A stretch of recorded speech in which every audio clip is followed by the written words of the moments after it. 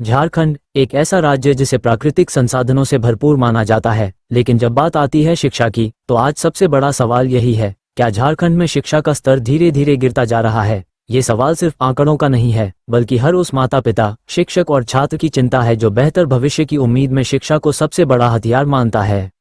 आज झारखंड की शिक्षा व्यवस्था एक ऐसे मोड़ पर खड़ी है जहां सरकारी दावे और जमीनी हकीकत के बीच बड़ा अंतर साफ दिखाई देता है। स्कूलों की संख्या बढ़ी है, योजनाएं भी बनी हैं, लेकिन क्या शिक्षा की गुणवत्ता उसी रफ्तार से आगे बढ़ पाई है? यही जानने की कोशिश करेंगे इस विस्तृत रिपोर्ट में। सबसे पहले बात करते हैं प्राथमिक शिक्षा की, जिसे किसी भी राज्य की शिक्षा व्यवस्था की नींव माना जाता है।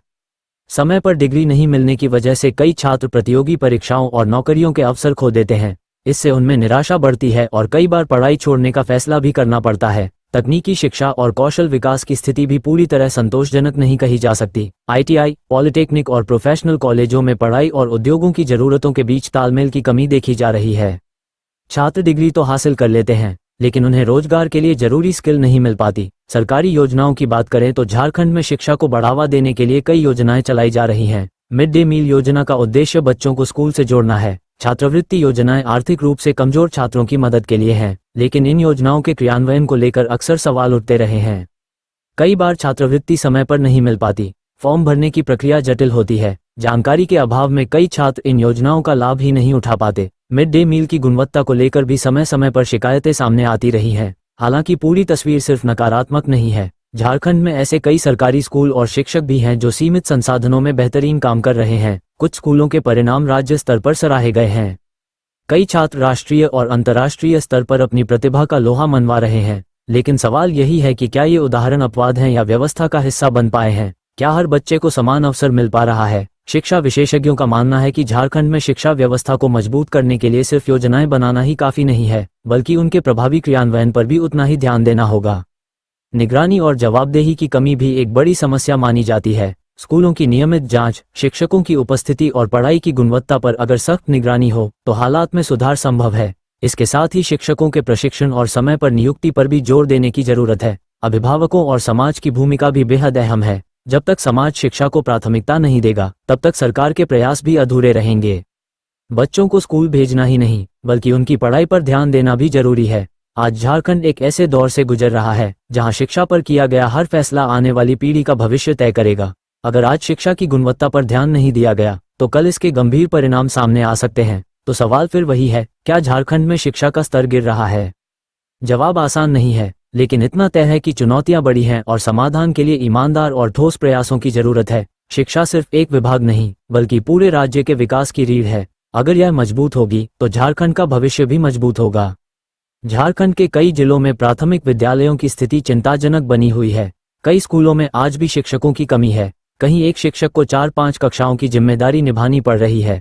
ऐसे में सवाल उठता है कि क्या एक शिक्षक इतने बच्चों को बराबर समय और ध्यान दे सकता है? अभिभावकों की शिकायत है कि बच्चे स्कूल तो जाते हैं, लेकिन सीखने का स्तर बेहद कमजोर है। कई जगहों पर कक्षा 5 या 6 के बच्चे ठीक से पढ़ना लिखना नहीं जानते। साधारण जोड़ घटाव तक में उन्हें दिक्कत होती है। ये समस्या सिर्फ किसी एक जिले तक सीमित नहीं है, बल्कि राज्य के कई हिस्सों से ऐसी ही बातें सामने आती रही हैं। ग्रामीण और आदिवासी इलाकों में स्थिति और भी गंभीर हो जाती है। वहां स्कूलों तक पहुंचने के लिए बच्चों को कई किलोमीटर पैदल चलना पड़ता है। बारिश और गर्मी के मौसम में ये सफर और भी मुश्किल हो जाता है। कई बार इसी वजह से बच्चे स्कूल जाना छोड़ देते हैं। स्कूल भवनों की हालत भी कई जगह खराब है। टूटी दीवारें, जर्जर छतें और कमरों की कमी बच्चों की पढ़ाई पर सीधा असर डालती है। लड़कियों की शिक्षा को लेकर भी झारखंड में बड़ी चुनौती बनी हुई है। हालांकि सरकार की ओर से साइकिल योजना, छात्रवृत्ति और यूनिफॉर्म जैसी योजनाएं चलाई जा रही हैं, लेकिन जमीनी स्तर पर इनका असर हर जगह समान नहीं दिखता। कई गांवों में आज भी सामाजिक और आर्थिक कारणों से लड़कियां बीच में ही पढ़ाई छोड़ने को मजबूर हो जाती हैं। अब बात करते हैं माध्यमिक शिक्षा की। हाई स्कूल और इंटर कॉलेजों में भी समस्याएं कम नहीं है। कई स्कूलों में विज्ञान, गणित और अंग्रेजी जैसे अहम विषयों के शिक्षक उपलब्ध नहीं है। परिणाम ये होता है कि छात्र बोर्ड परीक्षाओं की तैयारी ठीक से नहीं कर पाते। परीक्षा के समय कोचिंग का सहारा लेना पड़ता है, जो हर परिवार के लिए संभव नहीं होता। शिक्षकों की नियुक्ति में देरी भी एक बड़ी समस्या है। कई पद वर्षों से खाली पड़े हैं। देश की चिरा संविदा शिक्षकों के सहारे पढ़ाई चलाई जा रही है। इससे पढ़ाई में निरंतरता और गुणवत्ता दोनों प्रभावित होती हैं। शिक्षक खुद भी असुरक्षित महसूस करते हैं, जिसका असर बच्चों की पढ़ाई पर पड़ता है। डिजिटल शिक्षा को लेकर भी झारखंड में बड़े बड़े दावे किए जाते हैं। स्मार्ट क्लास, ऑनलाइन पढ़ाई और डिजिटल बोर्ड की बातें होती हैं, लेकिन हकीकत यह है कि कई स्कूलों में न तो इंटरनेट की सुविधा है और न ही जरूरी उपकरण ठीक हालत में हैं। कहीं प्रोजेक्टर खराब पड़ा है तो कहीं बिजली की समस्या बनी रहती है।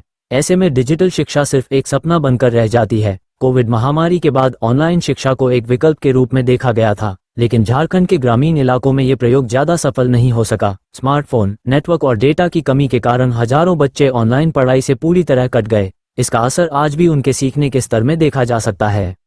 अब रुख करते हैं उच्च शिक्षा की ओर। झारखंड के कई कॉलेजों और विश्वविद्यालयों में वर्षों से स्थायी शिक्षकों की कमी बनी हुई है। कई विभागों में नियमित प्रोफेसर नहीं हैं। गेस्ट लेक्चरर के भरोसे कक्षाएं चलाई जा रही हैं। सत्र समय पर पूरा नहीं होता, परीक्षाएं देर से होती हैं और परिणाम घोषित होने में महीनों लग जाते हैं। इसका सीधा असर छात्रों के करियर पर पड़ता है।